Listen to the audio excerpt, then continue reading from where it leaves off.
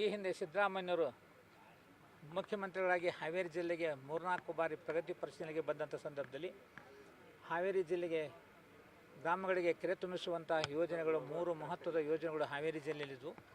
ಅವುಗಳನ್ನು ಆದಷ್ಟು ಬೇಗನೆ ಕಾರ್ಯಗತ ಮಾಡಿರಿ ಮತ್ತು ಎಲ್ಲ ಕೆರೆಗಳನ್ನು ತುಂಬಿಸಿದ ಮೇಲೆ ನಾನು ಉದ್ಘಾಟನೆಗೆ ಬರ್ತೇನೆ ಎಂಬ ಮಾತನ್ನು ಅವರು ಹಿಂದೆ 2-3 ಬಾರಿ ಪ್ರಗತಿ ಪರಿಶೀಲನಾ ಸಭೆ ಹೇಳಿದರು.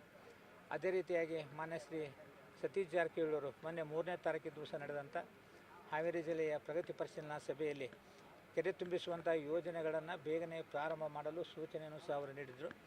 ಬಹುಶಃ ಅವರ ಸೂಚನೆಯ ಪ್ರಕಾರ ವರದಾ ನದಿಗೆ ನೀರು ಬಂದ ಕೂಡಲೇ ಮತ್ತು ತುಂಗಭದ್ರಾ ನದಿಗೆ ನೀರಿನ ಹರಿವು ಹೆಚ್ಚಾದ ಕೂಡಲೇ ಎರಡೂ ಕಡೆ ಈ ಒಂದು ಯೋಜನೆಗಳನ್ನು ಇವತ್ತು ಪ್ರಾರಂಭ ಮಾಡಲಾಗಿದೆ.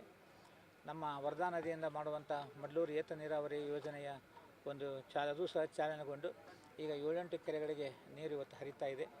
ಅದೇ ರೀತಿ ಗುಡ್ಡದ ಮಾದಾಪುರದ ಒಂದು ಕೆರೆ ತುಂಬಿಸುವ ಯೋಜನೆಯು ಸಹ ಕಳೆದ 3-4 ದಿವಸಗಳಿಂದ ಪ್ರಾರಂಭವಾಗಿ ಅದು ಸಹ ಗುಡ್ಡದ ಮಾದಾಪುರ ಕೆರೆಗೆ ಇವತ್ತು ನೀರು ಹೋಗ್ತಾ ಇದೆ. ಅದೇ ರೀತಿ ಈ ಒಂದು ಕೆರೆಯನ್ನು ಸಹ ಪ್ರಾಯೋಗಿಕವಾಗಿ ಹಿಂದೆ ನಾವು ಚಾಲನೆಯನ್ನು ಮಾಡಿ ಎಲ್ಲ ಕೆರೆಗಳಿಗೂ ಸರಿಯಾಗಿ ಪೈಪ್ಲೈನ್ ಮುಖಾಂತರ ನೀರು ಹೋಗ್ತದೆ ಅಧಿಕಾರಿಗಳು ಚೆಕ್ ಮಾಡಿದ್ದು. ಆ ಪ್ರಕಾರ ಈ ಯೋಜನೆಯೂ ಸಹ ಇವತ್ತು ಚಾಲುಗೊಂಡಿದೆ. ಮಾನ್ಯ ಸಚಿವರು ಅವತ್ತಿನ ದಿವಸನೇ ನಮ್ಗೆ ಹೇಳಿದರು, ಯಾವುದಾದ್ರೂ ಯೋಜನೆ ಸಿದ್ಧವಾಗಿದ್ದರೆ ಹೇಳಿ, ನಾನು ಅಲ್ಲಿ ನೋಡಲಿಕ್ಕೆ ವೀಕ್ಷಣೆ ಮಾಡಲಿಕ್ಕೆ ಬರ್ತೇನೆ ಎಂಬ ಮಾತನ್ನು ಅವ್ರು ಹೇಳಿದರು.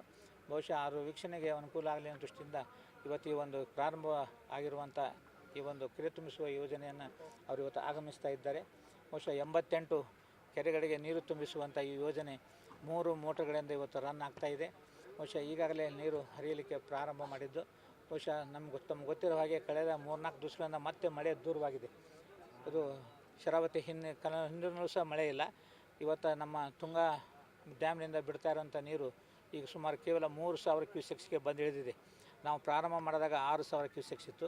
ಬಹುಶಃ ಈ ಮಳೆ ಇದೇ ರೀತಿ ಹೋದರೆ ಆ ನೀರಿನ ಒಳಹರಿವಿನ ಪ್ರಮಾಣ ಕಡಿಮೆ ಆಯಿತು ಅಂದರೆ ಈ ತುಂಗಭದ್ರಾ ನದಿ ಮೇಲೆ ದಡದ ಮೇಲಿರುವಂಥ ನೀರಾವರಿ ಯೋಜನೆಗಳನ್ನು ಸಹ ನೀರು ಕಡಿಮೆ ಆದ ಕೂಡ ಅದನ್ನು ಬಂದ್ ಮಾಡುವಂಥ ಸಂದರ್ಭ ಬರ್ತಾಯಿದೆ.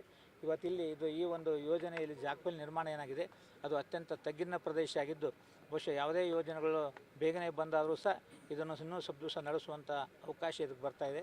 ಬಹುಶಃ ಈ ವರದಾ ನದಿಯಾಗಲಿ ಮತ್ತು ಈ ತುಂಗಭದ್ರಾ ನದಿಯಾಗಲಿ ಬಹುಶಃ ಮಳೆರಾಯ ಕೃಪೆ ಮಾಡಿ ಇನ್ನು 2-3 ದಿವಸಗಳಲ್ಲಿ ಆ ಒಂದು ಡ್ಯಾಮಿನ ಹಿನ್ನೀರಿನ ಜಾಗದಲ್ಲಿ ಮಳೆ ಆದರೆ ಈ ಸತತವಾಗಿ ಈ ಒಂದು ಮೋಟರ್ಗಳನ್ನು ಚಾಲನೆ ಮಾಡಿ ಕೆರೆಗಳನ್ನು ತುಂಬಿಸಲಿಕ್ಕೆ ಸಾಧ್ಯ ಆಗುತ್ತೆ. ಸರ್, ಈಗ ಸದ್ಯ ಎಷ್ಟು ಕೆರೆಗೆ ನೀರು ಹೋಗ್ತಾ ಇದೆ? ಈಗ ಮೊನ್ನೆ ಮಾಡಿದ್ದು 39, ಈಗ ಒಂದು 55 ಕೆರೆ ಮೇಲೆ ಹೋಗ್ತಾ ಇದ್ದಾವೆ.